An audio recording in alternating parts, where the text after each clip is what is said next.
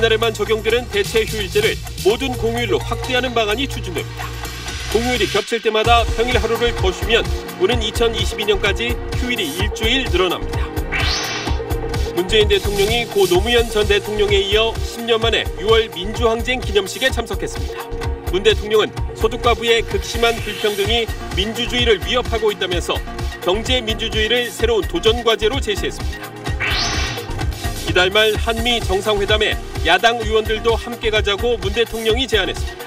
야당의 입장은 조금씩 달랐지만 정상회담 동행과 무관하게 강경화 후보자 등의 인준에는 협조할 수 없다는 뜻을 분명히 했습니다. 음주 측정을 위해서 경찰관이 대신 운전하던 차를 다른 음주운전자가 들이받아 경찰관 등 3명이 다쳤습니다. 두 차량의 운전자 모두 면허 취소 수준의 만취 상태였던 것으로 확인됐습니다. 지난주 강원 동해안에서 20대 형제가 숨진 것을 비롯해 동해안 지역에서만 지난해부터 8명이 너울에 휩쓸려 목숨을 잃었습니다. 열흘에 한 번꼴로 12시간 이상 너울이 계속되고 있어 휴가철 앞두고 각별한 주의가 필요합니다. 수사 중단과 충성 맹세를 강요받았다는 코미 전 FBI 국장의 주장을 트럼프 대통령이 전면 부인했습니다. 미국 의회는 두 사람 간 대화를 녹음한 파일이 있으면 제출하라고 양측에 요구했습니다.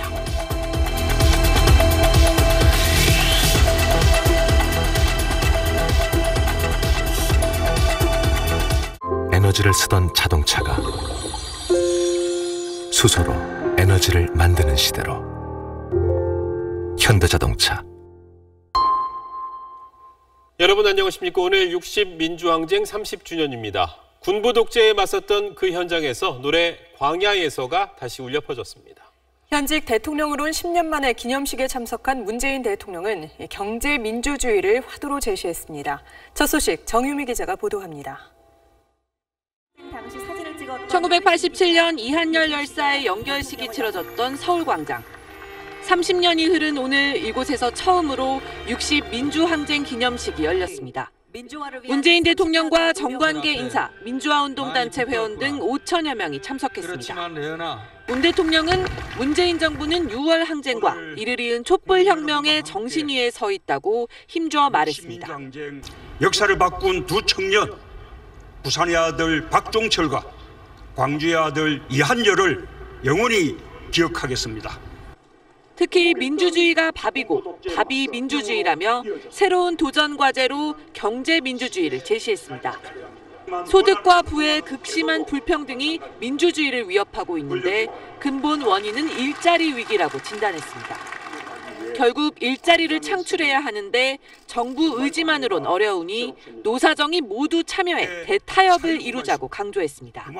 우리가 도약할 미래는 조금씩 양보하고 짐을 나누고 격차를 줄여가는 사회적 대타협에 있다고 저는 확신합니다. 문 대통령 부부는 이한열 열사 어머니와 박종철 열사의 형과 나란히 앉았고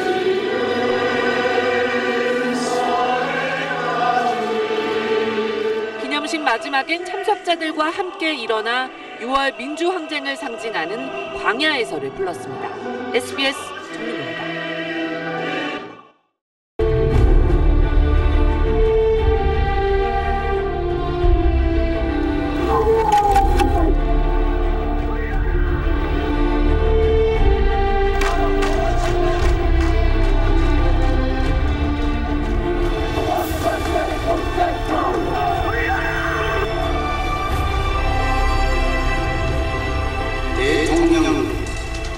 직선제 경영을 막고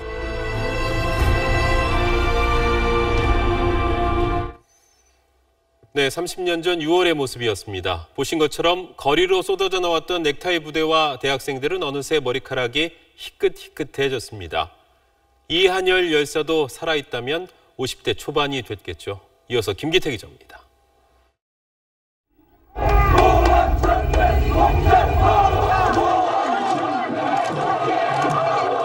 30년 전 서울 도심을 가득 채웠던 구호 소리가 다시 울려 퍼집니다. 최루탄을 쏘며 진압에 나선 경찰에 맞서 농성 시위를 벌였던 명동성당엔 넥타이 부대가 다시 등장했습니다. 파르스름한 대학생과 청년들은 이제 머리가 희끗희끗한 노년이 됐지만 민주주의를 외치는 열망은 그대로입니다. 명동성당을 비롯해 서울역과 청운동 주민센터 등 모두 6곳에서 군사 독재 정권을 무너뜨린 1987년 6월의 모습이 재현됐습니다. 아이들이 자라서는 이런 일에 대해서 정말 말도 안 되는 일이 있었었구나 라는 생각이 들 정도로 신체의 자유를 침해당하지 않는 세상이 빨리 왔으면 좋겠고요. 이한열 열사의 영결식이 열렸던 서울광장에선 민주항쟁 희생자를 위한 추모제가 열렸습니다. 특히 주목받지 못한 채 잊혔던 다른 민주열사들도 재조명됐습니다. 노동자였던 황보영국 열사는 1987년 5월 17일 부산에서 독재 타도를 외치며 분신했고, 이태춘 열사는 같은 해 6월 18일 부산에서 열린 집회에 참가했다 최루탄에 맞아 숨졌습니다. 태춘이도 못지않게 그 사람도 못지않게 참 싸우다가 죽었는데 말도 못하시오. 말도 못해. 저녁 7시부터 서울광장에선 6월 항쟁 30년 맞이 국민대회가 시작됐습니다. 민주화운동 희생자 유가족과 시민들이 참석한 가운데 임을 위한 행진곡 합창을 시작으로 6월 항쟁의 뜻을 기리는 문화행사가 진행되고 있습니다. SBS 김기태입니다. 다음 뉴스입니다. 국정기획자문위원회가 대체 휴일제를 전면 확대하는 쪽으로 가닥을 잡았습니다. 공휴일이 서로 겹치면 평일 하루 더 쉬는 방식입니다. 지금과는 어떻게 다르는 건지 남승모 기자가 단독 보도합니다. 올해 1월 1일은 일요일과 겹치면서 사실상 휴일이 하루 줄었습니다. 아무래도 쉬는 날인데 겹쳐버리면 하루를 날린 것 같은 기분도 들고 좀 억울한 기분도 들고. 공휴일이 서로 겹치면 평일 하루를 더 쉬도록 하는 대체 휴일제가 시행 중이지만 지금은 설과 추석 연휴, 어린이날에만 적용됩니다. 국정기획자문위가 이 대체 휴일제를 전체 법정 공휴일로 확대 시행하는 방안을 실천 과제로 채택했습니다. 광복절과 개천절, 한글날 같은 다른 법정 공휴일도 일요일과 겹치면 월요일 하루를 더 쉬도록 하는 방안입니다. 시행되면 오는 2022년까지 휴일이 일주일 더 늘어나게 됩니다. 국민 휴식권을 확보하는 것은 물론 소비를 활성화해 내수를 진작시키는 데에도 도움이 된다는 판단에서입니다. 다만 휴일을 법제화할 경우 기업 부담이 커진다는 반론이 있는 만큼 대통령령인 관공서 공휴일에 관한 규정을 고치는 선에서 논의가 이루어지고 있습니다. 지난 대선 공약집에 담았던 오는 10월 2일 임시공휴일 선포 방안은 지키기 어렵다는 쪽으로 의견을 모았습니다. 10월 2일까지 휴일로 지정하면 추석 연휴가 열흘로 늘어나 지나치게 길어진다는 지적 때문입니다. 국정위는 또 문재인 대통령이 공약한 5월 8일 어버이날 공휴일 지정도 사회적 합의를 고려해 결정하기로 했습니다. SBS 남승모입니다. 서울, 강남 등 수도권을 중심으로 부동산 과열 양상을 보이자 정부가 다음 주에 부동산 투기 합동 단속에 나서기로 했습니다. 정부의 부동산 규제 대책도 예상보다 빨리 나올 가능성이 있습니다. 이강 기자가 보도합니다. 서울 신정 뉴타운에 들어서는 한 아파트 단지 모델하우스. 1,100여 가구를 일반 분양하는데 어제와 오늘만 예비 청약자 2만여 명이 몰렸습니다. 정부에서 부동산 규제를 진행할 거라고 얘기를 들어서요. 관련된 얘기 나오기 전에 내 집 마련에 대한 거를 좀 진행을 하려고. 정부의 부동산 규제가 예고된 상황이지만 주택시장 열기는 여전합니다. 서울 아파트 값은 2주 연속 0.45% 올라 고공행진을 이어갔습니다. 일부 지역에서 부동산 과열 양상까지 나타나자 정부는 다음 주 부동산 투기 합동 단속에 나서기로 했습니다. 부동산 투기는 용납할 수 없다는 정부의 의지가 확고하고요. 관계부처 협의를 거쳐서 결정하도록 하겠습니다. 합동 단속은 최근 집값이 크게 오른 서울 강남 4구와 수도권, 부산 등에 집중될 전망입니다. 정부는 부동산 규제책 마련도 서두르고 있습니다. 주택담보인정비율 LTV와 총부채 상환비율 DTI 등 대출 규제를 선별적으로 강화하고 서울 강남 4구 등을 투기 과열지구로 지정하는 방안 등도 거론되고 있습니다. 투기 과열지구로 지정되면 수도권과 충청권의 경우 5년간 분양권을 전매할 수 없고 재건축 조합원의 지위 양도도 금지됩니다. 정부의 이번 부동산 합동 단속은 시장 과열을 다소 진정시켜 예고된 규제의 효과를 극대화하기 위한 처방으로 해석됩니다. SBS 이강입니다. 문재인 대통령이 야당에 이달 말 한미 정상회담에 함께 가자고 제안했습니다.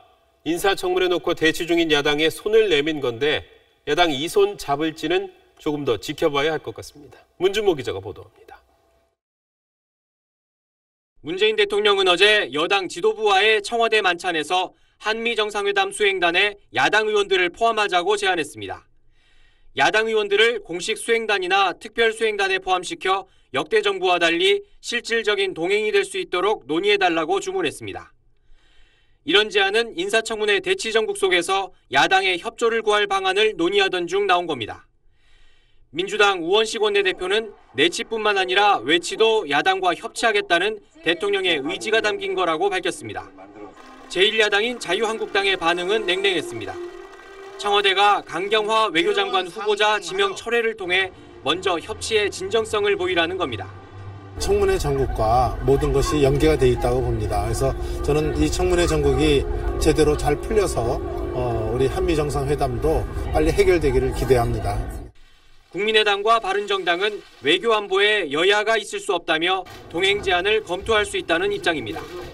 그러나 부적격 후보자들의 인준 문제와 연관지어선 안 된다고 분명히 했습니다. 정상회담 동행 제안은 청와대 정무수석과 여당 원내대표를 통해 모레쯤 야당에 공식 전달될 걸로 보입니다. SBS 문주모입니다. 네, 이런 청문회 대치 정국의 중심에 강경화 외교장관 후보자가 있죠. 이례적으로 전직 외교장관들이 임명 지지 성명까지 냈지만 야3당은 반대 입장을 바꿀 생각이 없어 보입니다. 이 소식은 김정윤 기자가 취재했습니다. 오늘 성명에는 생존한 전직 외교부 장관들 가운데 노신영, 반기문 전 장관을 뺀 전원이 참여했습니다. 김영삼 정부 시절부터 김대중, 노무현, 이명박 정부의 장관들까지 모두 이름을 올렸습니다. 반 전 총장은 지난 2일 문재인 대통령을 만났을 때 지지 의사를 전한 것으로 알려졌습니다. 이들은 강경화 후보자가 주변 4강 외교뿐 아니라 당면한 재반 외교 사안을 해결할 적임자라면서 한미 정상회담을 목전에 두고 있는 시점에서 조속히 임명돼야 한다고 주장했습니다. 그러나 강 후보자를 반대하는 야3당의 입장은 강경합니다. 도덕성은 물론 북핵 문제와 4강 외교를 맡기에는 강 후보자의 자질과 역량도 부족하다는 겁니다. 한국을 처해 있는 외교적 상황에 대한 이해가 그렇게 깊고 넓게 준비가 되어 있지는 못했구나 하는 인상을 지울 수가 없었습니다. 청와대와 여당은 낭만은 없다며 계속 야당을 설득하겠다는 입장입니다. 지명을 철회할 경우 정권 초기 받게 될 정치적 타격과 이달 말 한미 정상회담에 박근혜 정부가 임명한 장관과 동행해야 하는 상황을 우려하고 있습니다.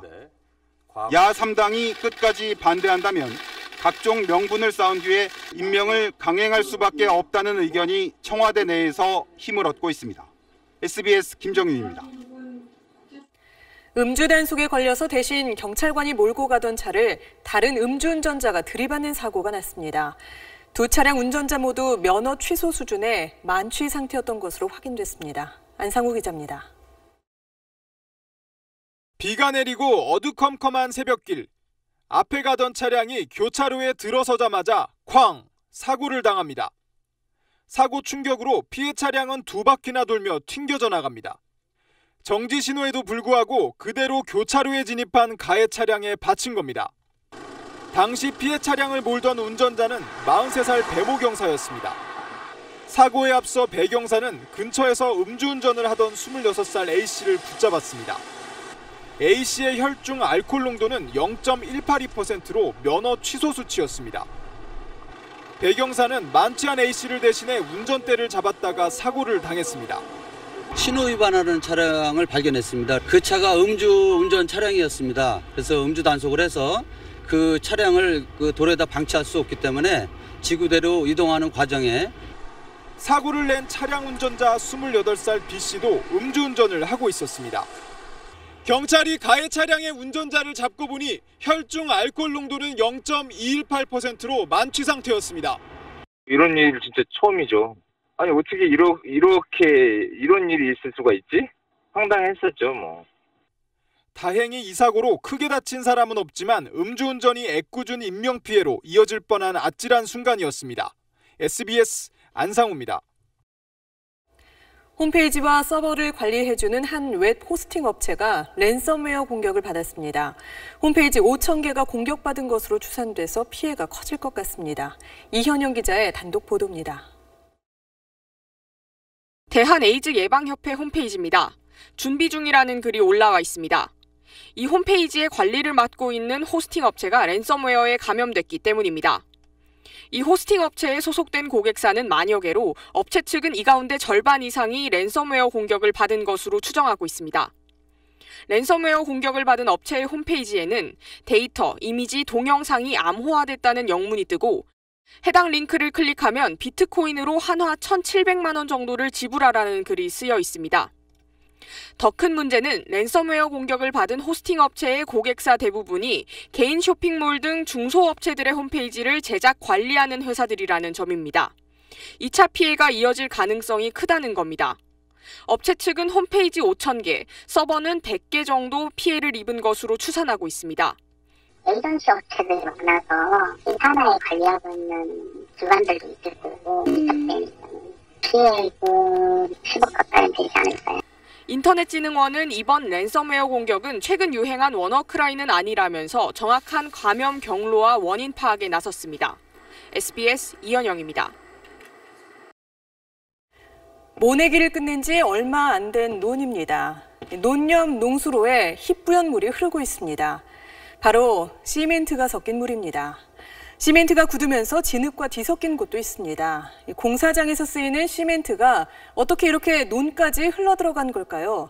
김관진 기자가 취재했습니다. 철도 교량 건설 현장과 연결된 호스에서 희뿌연 물이 나옵니다. 기초공사 과정에서 나오는 지하수가 시멘트와 섞인 물입니다. 그런 페인트물에서 나오는 쌀을 먹고 싶겠습니까? 근처의 또 다른 철도 공사 현장도 사정은 비슷합니다. 작업이 한창 진행 중인 건설 현장입니다. 공사를 담당한 업체는 시멘트가 섞인 물을 그대로 흘려보내다가 취재가 시작되자 뒤늦게 정화시설을 설치했습니다. 웅덩이를 파 시멘트가 가라앉도록 한 임시시설입니다. 하지만 건설업체 측은 이마저도 반드시 설치할 필요는 없다고 주장합니다.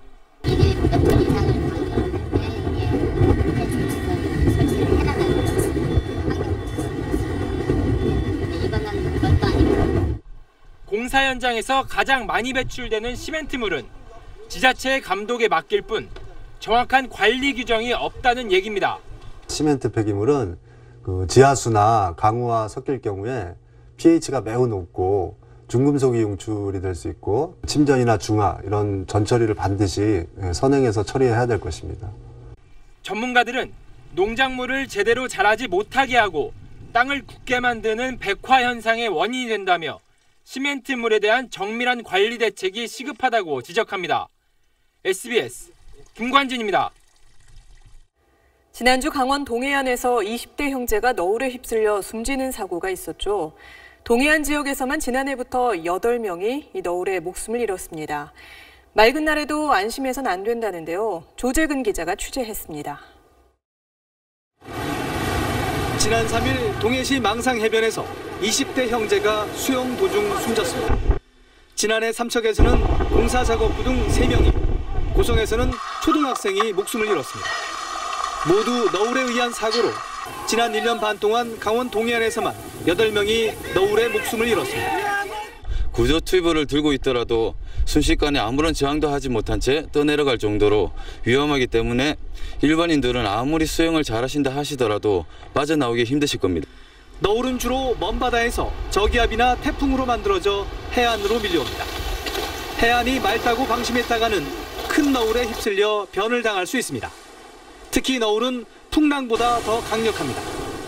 주기가 짧은 풍랑과 비교해 너울은 주기가 길어 그만큼 바닷물 양이 많습니다. 또 풍랑은 해저 지형에 부딪혀 해안에 올 때쯤엔 힘이 약해지지만 너울은 힘을 거의 유지한 채 해안을 덮칩니다. 많은 물이 사람한테 부딪히기 때문에 사람이 그만큼 쓰러지기 쉽다는 거죠.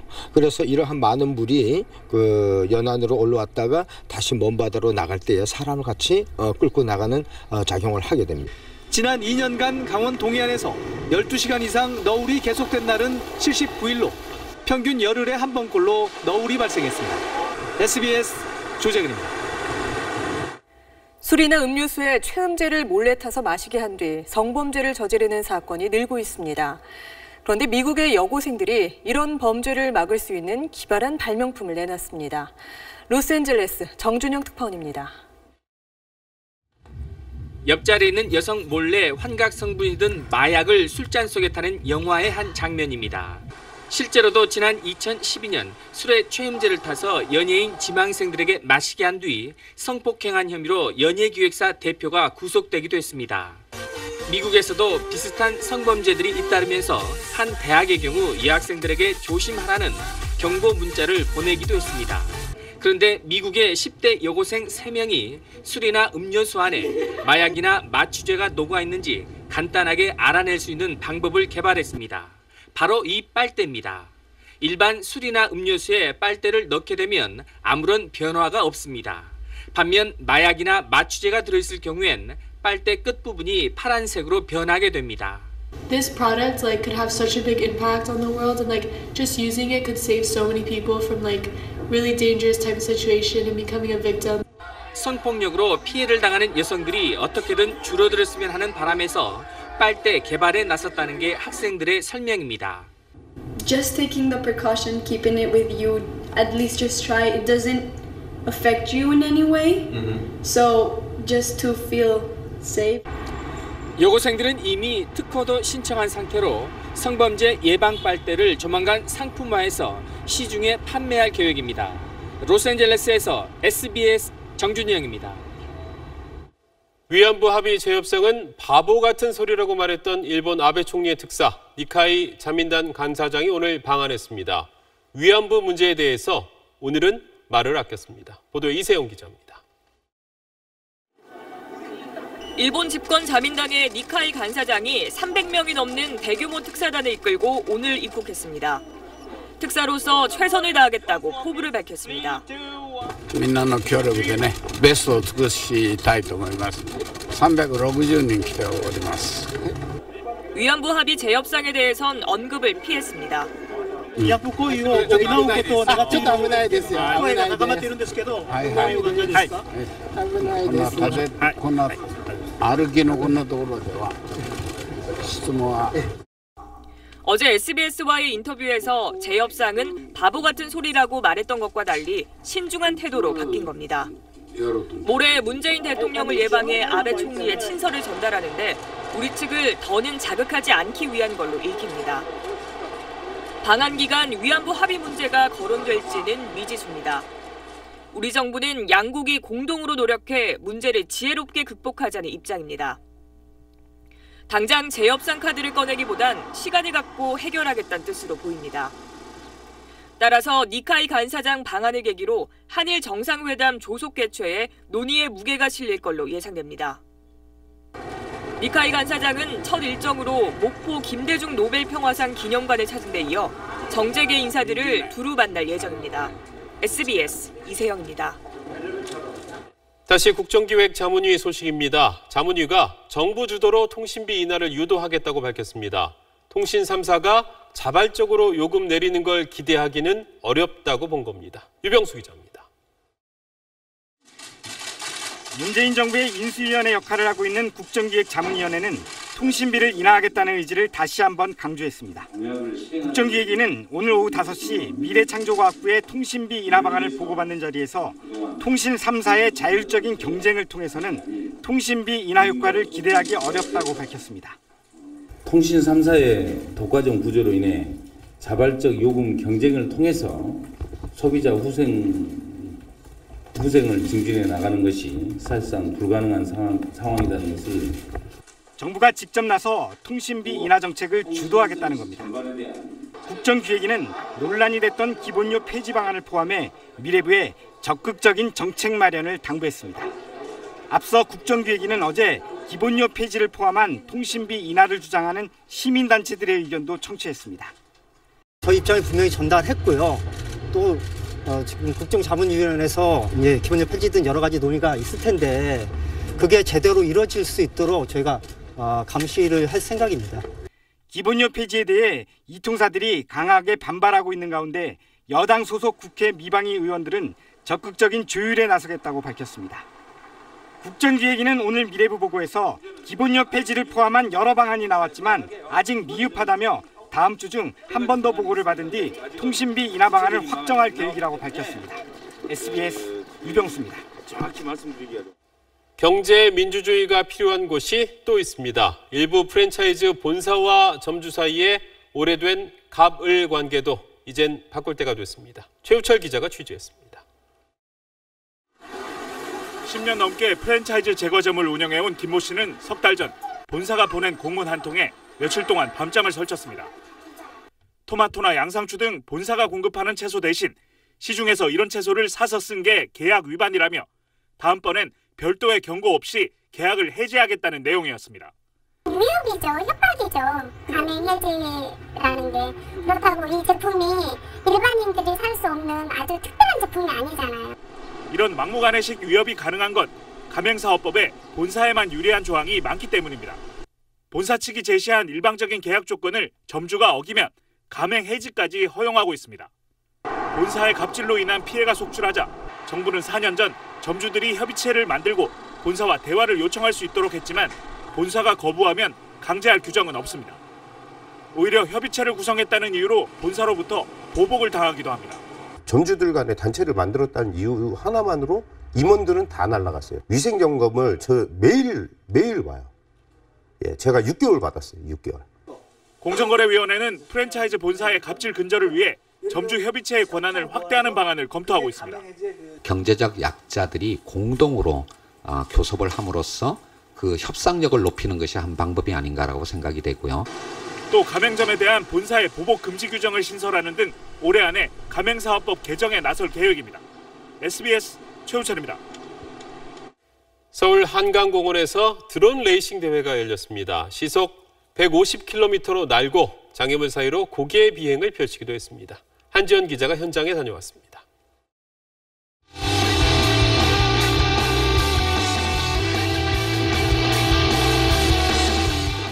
출발선을 통과한 드론이 굉음을 내며 무서운 속도로 상공을 납니다. 순간 최대 시속 150km, 고개하듯 장애물을 통과하지만 미처 피하지 못해 박살나는 드론도 있습니다. 드론에 달린 카메라로 찍은 영상입니다.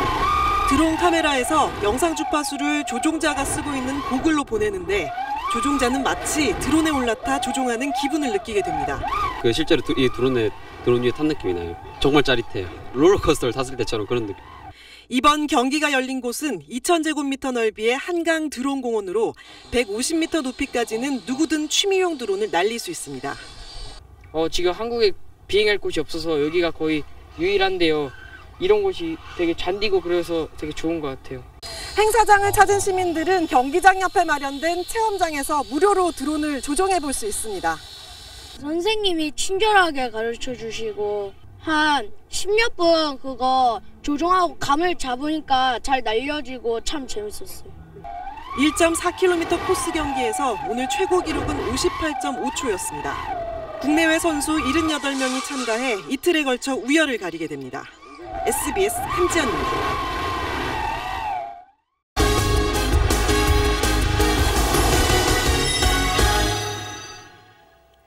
대장암은 우리나라 남성 10만 명당 44명, 여성은 10만 명당 24명이 발생합니다. 위암, 폐암과 함께 우리나라 3대 암의 하나죠. 그런데 문제는 이 대장암의 증가세가 다른 암보다 빠르다는 겁니다. 초기에 발견할 기회가 있는데도 한국인 절반가량은 이 기회를 놓치고 있다고 하는데요. 조동찬 의학 전문 기자가 건강라이프에서 자세히 알아봤습니다. 올해 77세 이기복 씨는 지난달 변이 까맣게 변하는 증세가 나타나자마자 병원을 찾았습니다. 이미 대장암 2기까지 발전한 상태였고 장을 30cm나 잘라내는 수술을 받아야 했습니다. 내가 대변 검사만 미리 했더라면 여기까지 안 왔을 거 아닙니까? 그러니까 후회스럽죠. 대변 검사만으로도 눈으로 보이지 않은 혈액까지 감별해 초기 단계 대장암까지도 발견할 수 있습니다. 이제 육안으로 보이는 적혈구 색소와는 별개로 저희가 대장암 초기 단계에서 헤모글로빈 자체를 검출하기 위한. 그런데도 우리나라에선 국민 10명 가운데 3명만 대변 검사를 받고 있습니다. 국민건강보험 일산병원이 2천만 명의 대변 검사 결과를 분석했더니 6%에서 양성 반응이 나타났습니다. 양성 반응이 나온 사람을 정밀 검사해 보니까 20에서 40%의 확률로 대장암 가능성이 있는 폴립이나 다른 이상 소견이 발견됐습니다. 또 양성 반응이 나온 10만 명당 1,300명꼴로 대장암이 확인됐습니다. 그런데 대변 검사에서 양성 반응을 통보받은 사람의 54%는 후속 정밀 검사를 받지 않은 것으로 나타났습니다. 많은 사람이 대장암 초기 발견 기회를 놓치고 있는 겁니다. 1기에 진단됐을 때는 수술 한 가지만으로도 90% 이상 완치율을 보이는 반면에 3기 이후에 진행됐을 때는 수술, 항암제, 방사선 치료 모든 것을 다 해도 완치율이 60%. 대변 검사에서 양성 판정을 받으면 대장 내시경이나 대장 조영술을 받는 게 좋습니다. SBS 조동찬입니다. 수사 중단과 충성 맹세를 강요받았다는 코미 전 FBI 국장의 증언에 대해 트럼프 미국 대통령이 반격에 나섰습니다. 코미 전 국장이 거짓말을 했다며 그런 요구를 한 적이 없다고 반박했습니다. 워싱턴 김우식 특파원입니다. 코미 전 국장 증언 하루 만에 트럼프 대통령이 작심한 듯 입을 열었습니다.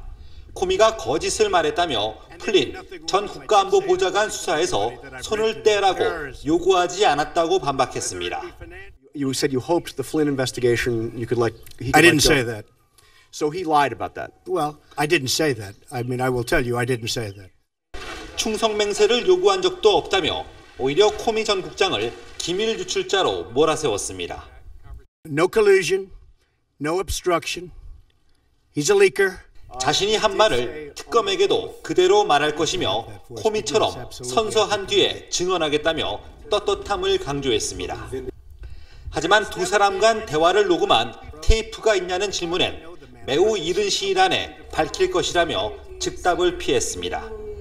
트럼프 대통령이 직접 나선 건 코미가 결정적인 증거를 내놓지 못했다고 보고 정면 돌파하겠다는 뜻으로 풀이됩니다. 누가 진실을 말하는지 대통령 탄핵사유까지 될 수 있는 이번 사태의 실체는 결정적인 증거가 나오지 않는 한 결국 특검 수사를 통해 가려질 수밖에 없어 보입니다. 워싱턴에서 SBS 김무식입니다. 피아노와 트로트, 얼핏 어울릴 것 같지 않은 만남이 오늘 성사됐습니다. 인기 피아니스트 손여름 씨와 트로트 가수 박현빈 씨가 한 무대에 섰는데 어땠을까요? 남상석 기자의 보도입니다.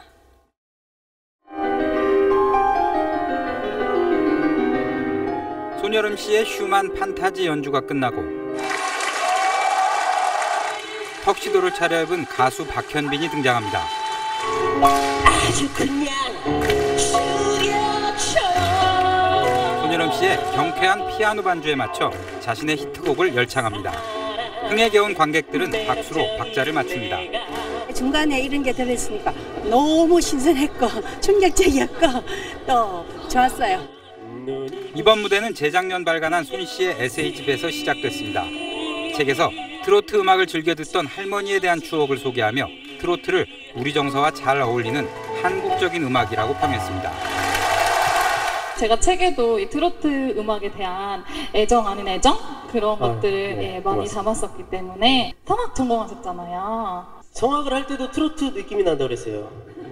그래가지고 이런 시도에 대해 손 씨는 과도한 의미 부여보다는 더 많은 관객들과 즐길 수 있는 신선한 무대로 봐달라고 당부했습니다.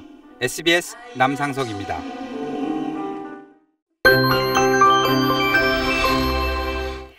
볕은 따가웠지만 이따금씩 부는 바람 덕분에 그늘로 가면 선선했습니다.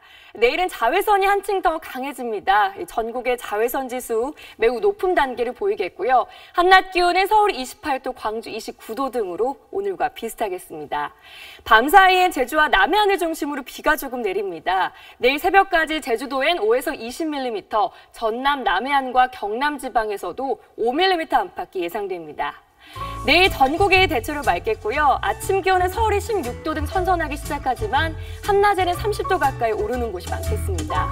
남부지방에서 오늘 밤부터 내일 아침까지 짙은 안개 끼는 곳이 있겠고요. 또 당분간 해수면의 높이가 높은 기간이니까요. 남해안에서는 저지대 침수 피해 없도록 유의하시기 바랍니다. 당분간 별다른 비 소식 없이 대체로 맑아서 가뭄은 한층 더 심해질 것으로 전망됩니다. 날씨였습니다. 30년 전 아들 잃은 이한열 열사의 어머니는 이런 말씀을 하셨습니다. 내 아들 때문에 30년간 마음 아팠던 사람들은 이제 그 마음의 짐 내려놓고 편히 살기 바란다. 진정 바라는 건 이 나라의 민주주의지 추모제가 아니다. 당연한 듯 여겨온 민주주의 네 글자에 얼마나 큰 희생과 의미가 담겼는지 다시 깨닫습니다. 뉴스 마칩니다. 고맙습니다.